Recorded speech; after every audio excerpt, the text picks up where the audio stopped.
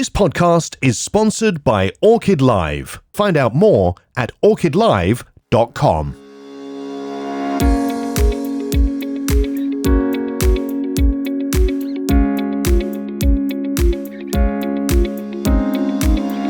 Hello, I'm Steve Randall, and welcome to the SOM podcast. In this special episode, we're talking to one of the recipients of the annual Golden Jubilee Award. It's available to full SOM members, funding research to understand more about occupational health around the world. I'm Wallace. I'm an occupational health physician with the Northern Ireland Civil Service.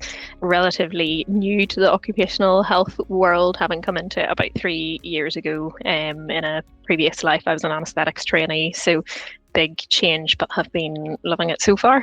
Excellent. Well, we're here to talk about a particular trip, but before we get to that, I'm really interested in what drew you into occupational health, having come from, a different background. I think I was deciding that I was leaving anaesthetics based on, I suppose, a combination of the acutely stressful nature of it and work-life balance.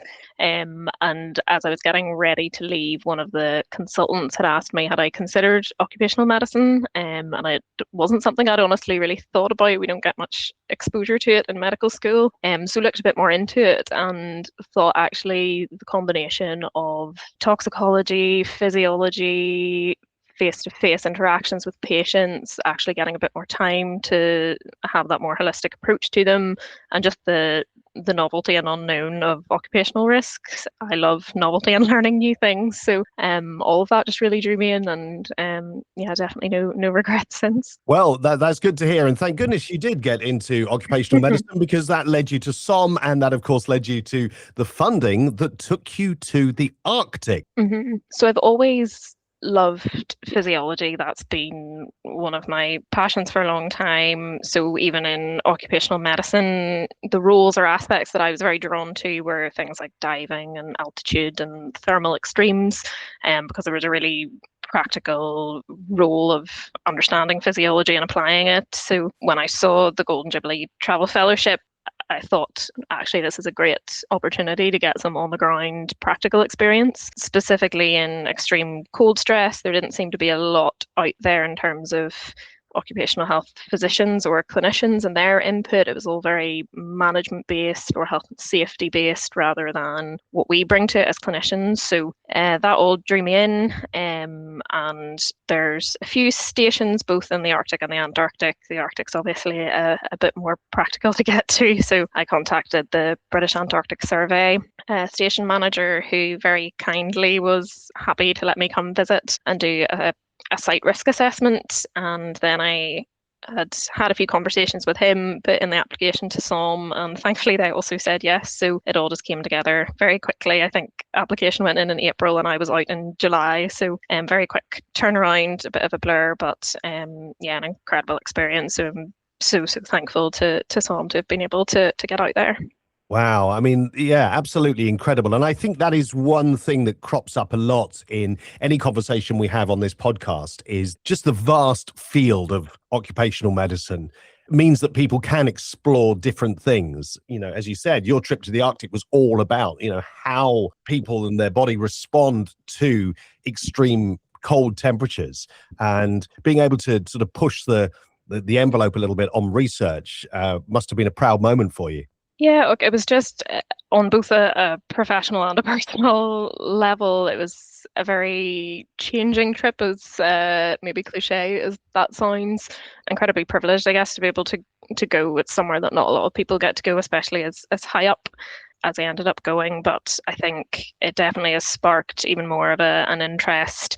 It was quite a qualitative study, so I think the prospect of in the future being able to get a bit more stuck in hands-on in terms of more quantitative research would be fab. But it's definitely sparked something that hopefully I'll get to continue for a while. Well, let's talk, at the risk of turning this into a travel log podcast, let's talk about the practicalities. How do you even get to the Arctic? Yes, so the place I was going is called Ny-Ålesund. It's the northernmost permanent settlement in the world, so literally as high up as you can go. So I got a flight from Dublin to Oslo, and then a flight from Oslo to Longyearbyen, which is the capital of sorts of Svalbard. So it's Svalbard's a collection of islands in the Arctic. And then from that capital, Longyearbyen, got in this terrifying cargo type plane that I think there were only 13 or 14 seats in it, surrounded by these folk in their military and polar suits, feeling incredibly out of place. So we 25-minute flight in that plane. It was the most incredible views I've ever seen in my life. Mountains, snow-capped mountains everywhere, and the fjords and glaciers coming off them. It was absolutely astounding. So I think that was one of the best 25 minutes of my life. It was amazing. Wow. So, I mean, a lot of people go on cruises and sort of check out the fjords and things, but to be flying over in that sort of experience, you get to see just amazing stuff. Yeah, I think it just so shocked by the size of the glaciers. I'd never actually seen one in real life before, so an unreal experience. I highly recommend to anyone who gets a chance to go up. It's very strictly monitored in terms of who can actually go. They're obviously very keenly aware of the carbon footprint, so they don't operate very many flights, and you have to be an approved researcher to go up. So thankfully, there's not too much tourist activity. I was there in July, which is their hottest period at 4 degrees Celsius. So the landing for us was fine, but I know in the winter months it can be pretty sketchy, and the station manager said about landing on ice and the plane skidding and it all being quite terrifying sometimes. I think it is generally a pretty safe flight, and typically if the weather's bad they just cancel them. So I think that was a bit of a fear for me, was I had a very small window because of all the connecting flights to get in and out. But thankfully everything went smoothly. And so you land, you get out of the plane, and it's, what did you say, 4 degrees? Yeah, it was chilly, but not as bad. Obviously in the winter it gets down to -20, so nowhere near reaching that. A lot of different nations have research stations there, so obviously I was with the British one, and then there's a little museum and a bar and the remnants of an old railway track from when it used to be a coal mining community. So there's not really a lot beyond that very small site of huts basically, and then beyond that you've absolutely nothing for miles and miles except the odd little timber trapper hut from years gone by. So yeah, it's very, very isolated. Wow. And so you start your research, and what does that involve? What are you looking for? What are you trying to learn? As I said, this was a very qualitative, just sort of getting some practical experience and doing a bit of a risk assessment.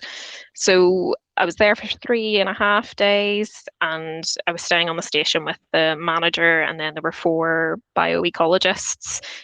So most of them would only come out for sort of 4 to 6 weeks. It used to be that they would have come out for a lot longer, and certainly there's some staff are there year round, but there were these 4 bioecologists that I essentially followed around for the 3.5 days. So whether that was going up the glacier to take samples, which was a lot of hiking, crossing some dodgy meltwater streams and rivers, doing some cycling across the place to get to the various glaciers to get samples, being out on the boat on the fjord as well. So essentially just cataloguing risks as I saw them as a kind of observational walk-through survey. And then I had a little handheld monitor, so I was checking things like the ambient air temperature, humidity, the noise and decibels, UV levels, lux levels, and PM 2.5. So I was just trying to get a bit of a holistic all-round look at what the risks actually are out there. Some are very,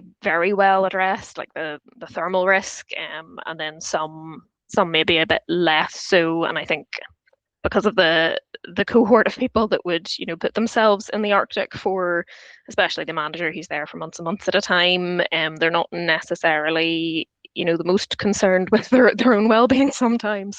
But the station manager at the British Antarctic Survey station was very good, very clued in, a man of many talents, and I think that especially came in handy with navigation and weather checks every day. And he was definitely an essential member of the team, but is the only one out there for prolonged periods. So I imagine things can get a bit isolating for him. There wasn't any direct physiology monitoring.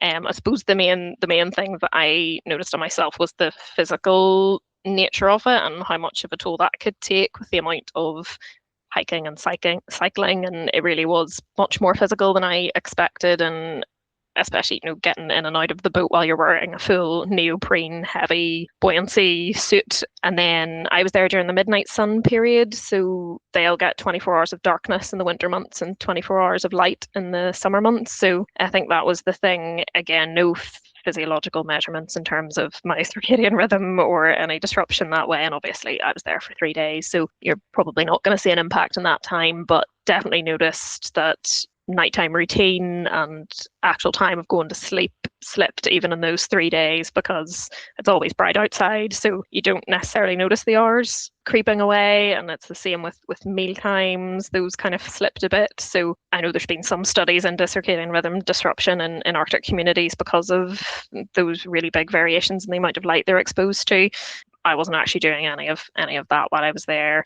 And same with the thermal risk and vibration risk. I didn't have capacity to be carrying an accelerometer and doing, there was a lot more I would love to have done if I'd had a few weeks to be out there. But again, some of this is maybe more in the future to be looking into. Absolutely, that's part 2 of your trip. Yeah, still to be scheduled at some point in the future. I mean, obviously, this has real experience, real world implications, this sort of research for people in those environments. But are there things that you feel you can take away for more sort of general situations, more general locations? Yeah, there are definitely a few things. I think both from a risk point of view out there, and also the benefits of working out there, which surprised me. So in terms of the risks, I'd already alluded to it. I do think cold in the UK is a bit of an underestimated risk. And even if you're going by the international ISO standards, the UK would often fall into that. They count an extreme thermal environment in terms of cold as less than 0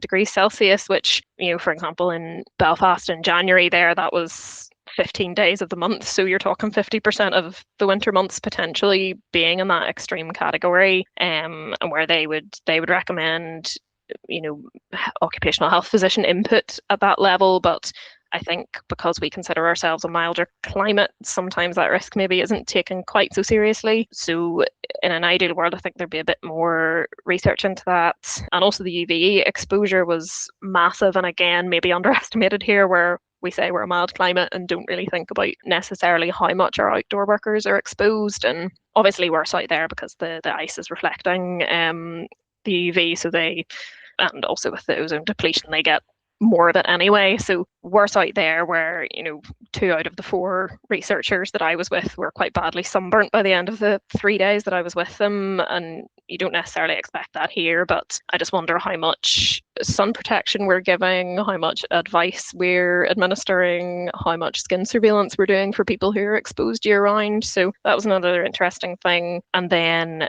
I suppose in terms of massive benefits that I saw out there, when I expected it to feel very isolated from a community point of view, but actually, all the researchers, all the nations ate in the same canteen. So you had, potentially 14, 15 different nations all coming together, mixing up who was eating with who, all having the same meal times, and posters everywhere telling you that you weren't allowed your phone out. It was very heavily frowned upon, and no TVs anywhere. Just real communication and relationship with each other. And then obviously they're outside getting exercise and sun all day, every day, which we can't necessarily replicate here. But I think for me, it definitely showed what a workplace could look like with a bit more of that kind of community feel, and, tending to basic things like regular meal times and getting out for some exercise during the day. So those are really, really simple things that I'm sure a lot of workplaces do very well. But yeah, certainly food for thought for me anyway. I hope that I'll get to work a wee bit more on some of that. Maybe more the risk side. The hope is that I'm starting an MPhil to hopefully turn into a PhD on cold exposure in the UK, and especially looking at that question of actually how are occupational health services doing the whole selection, protection, preparation of people who are going into cold environments. Certainly my impression is that there's not a whole lot of, specific intervention or health surveillance that we're doing. And it might not necessarily be that needs to be the case for everyone, but I think there's some some cohorts of particularly vulnerable workers that we do maybe need to take a bit more note of. We know some of the physiological effects of cold and how that can impact health and disease. So for people who do have, COPD or asthma or hypertension, are we actually doing anything above and beyond for those people? Do we think they're at an increased risk? What additional controls would be helpful for them? So those are all sorts of questions that hopefully I'll get a bit of an opportunity to start to piece together some answers for that. Well, I mean, what an absolutely amazing experience, and so pleased that SOM was able to fund that trip for you and to generate so many great insights that you've brought back. And thanks so much for coming on the SOM podcast. No worries. Thanks so much for having me.